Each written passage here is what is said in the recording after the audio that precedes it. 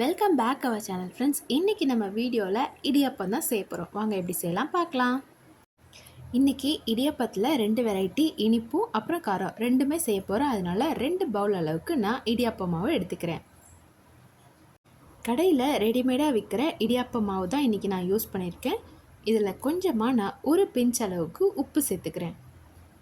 சுடு தண்ணியில் தான் இன்றைக்கி நான் மாவு மிக்ஸ் பண்ணியிருக்கேன். கை பொறுக்கிற அளவுக்கு உள்ள சூட்டில் தண்ணி எடுத்துக்கிட்டு இதில் கொஞ்சம் கொஞ்சமாக ஆட் பண்ணி நான் இதில் மிக்ஸ் பண்ணிக்கிறேன்.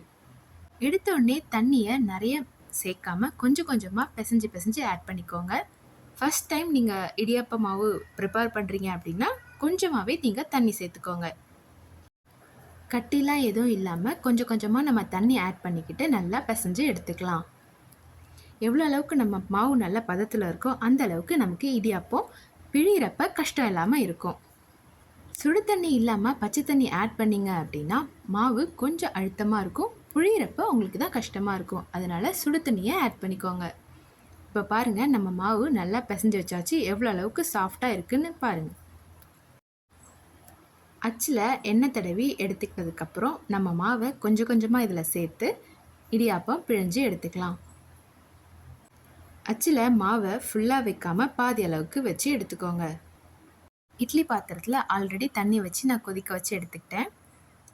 இடியாப்பத்தை நான் ஃபுல்லாக செய்யாமல் இந்த மாதிரி இட்லி மாதிரி நம்ம ஒரு குழிக்கும் எடுத்துக்கிட்டால் வெந்ததுக்கப்புறம் எடுக்கிறதுக்கு ஈஸியாக இருக்கும். இடியாப்பம் வேகிறதுக்கு ரொம்ப டைம் எடுக்காது. 5 மினிட்ஸ்லேயே ஒரு ஈடு ஃபுல்லாக வெந்துடும். வெந்ததுக்கப்புறம் இதை நல்லா இப்படி பிச்சு எடுத்துக்கலாம். இதில் நான் இன்றைக்கி ஸ்வீட் இடியாப்பம் செய்ய போகிறேன். 3 ஏலக்காவை தட்டி இதில் ஆட் பண்ணிக்கிறேன். அடுத்து இதில் அரை மூடி அளவுக்கு தேங்காய் துருவலை இதில் நான் ஆட் பண்ணிக்கிறேன். ஸ்வீட்டுக்காக இதில் நான் ஜீனி ஆட் பண்ணிக்கிறேன். உங்களுக்கு நாட்டு சக்கரை ப்ரிஃபரபுளாக இருந்துச்சுன்னா நீங்கள் அதையே ஆட் பண்ணிக்கலாம். நான் இன்றைக்கி ஜீனியே ஆட் பண்ணுறேன்னா கலர் சேஞ்ச் ஆகாமல் இருக்கும், அதுக்காக நான் இதை ஆட் பண்ணிக்கிறேன். உங்களுக்கு எந்த அளவுக்கு ஸ்வீட் வேணுமோ நீங்கள் அந்த அளவுக்கு ஆட் பண்ணிக்கலாம். இதை மூணுத்தையும் இப்போ நல்லா மிக்ஸ் பண்ணி எடுத்துக்கலாம். இது மிக்ஸ் ஆகிடுச்சுன்னா நம்மளோட ஸ்வீட் இடியாப்பம் இப்போ ரெடி ஆகிடுச்சு. மீதி எடுத்து வச்ச இடியாப்பத்தில் இப்போ நம்ம காரம் செஞ்சிடலாம். ஒரு பேனில் எண்ணெய் சேர்த்துக்கோங்க. எண்ணெய் நல்லா சூடானதுக்கப்புறம் உப்புமாலாம் செய்வோம்ல அதே டைப்பில் கடுகு போட்டுக்கோங்க. கடுகு நல்லா வெடிஞ்சதுக்கப்புறம் இதில் 2 காரமிளகாவை கிள்ளி சேர்த்துக்கோங்க. 1 ஸ்பூன் அளவுக்கு வெள்ளை உளுத்தம்பருப்பு, 3 நல்லா தாளித்து எடுத்துக்கோங்க.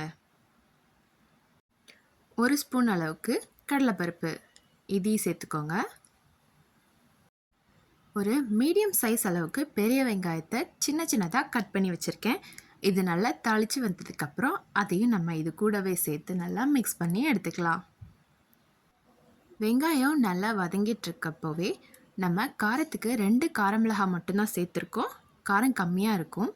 அதுக்காக நான் இதில் குட்டி துண்டு இஞ்சியை பீஸாக கட் பண்ணி வச்சுருக்கேன். அதையும் நம்ம இது கூடவே ஆட் பண்ணிக்கலாம்.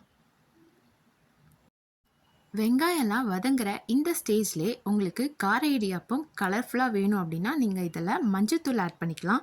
நான் இன்றைக்கி மஞ்சத்தூள் ஆட் பண்ணாமல் செஞ்சுருக்கேன். உங்களுக்கு கலர்ஃபுல்லாக வேணும்னா நீங்கள் இதில் மஞ்சத்தூள் ஆட் பண்ணிக்கலாம். புளிப்பு டேஸ்ட்டுக்காக ஒரு 1/2 லைம் அதை மட்டும் பிழிஞ்சு இதில் நான் ஆட் பண்ணிக்கிறேன். இது எல்லாமே நல்லா மிக்ஸ் பண்ணதுக்கப்புறம் நம்ம செஞ்சு வச்சுருக்க இடியாப்பத்தை குட்டியாக கட் பண்ணி வச்சுருக்கோம். அதையும் நம்ம இது கூடவே ஆட் பண்ணி நல்லா மிக்ஸ் பண்ணி எடுத்துடலாம். உப்பு உங்களுக்கு தேவைப்பட்டுச்சுன்னா செக் பண்ணிவிட்டு நீங்கள் இதில் கொஞ்சமாக ஆட் பண்ணிக்கலாம். இது எல்லாத்தையும் நல்லா மிக்ஸ் பண்ணி எடுத்துக்கோங்க. லாஸ்ட்டாக இதில் கொஞ்சமாக கொத்தமல்லி தழையை கட் பண்ணி போட்டுக்கோங்க. நம்மளோட டெலிஷியஸான கார இடியாப்பம் ரெடி ஆகிடுச்சு. அவ்வளோதான். இந்த டிஷ்ஷை உங்கள் வீட்டில் ட்ரை பண்ணி டேஸ்ட் பண்ணி எப்படி இருந்துச்சுன்னு மறக்காமல் கமெண்ட் பண்ணுங்கள். தேங்க்ஸ் ஃபார் வாட்சிங் and subscribe to our channel.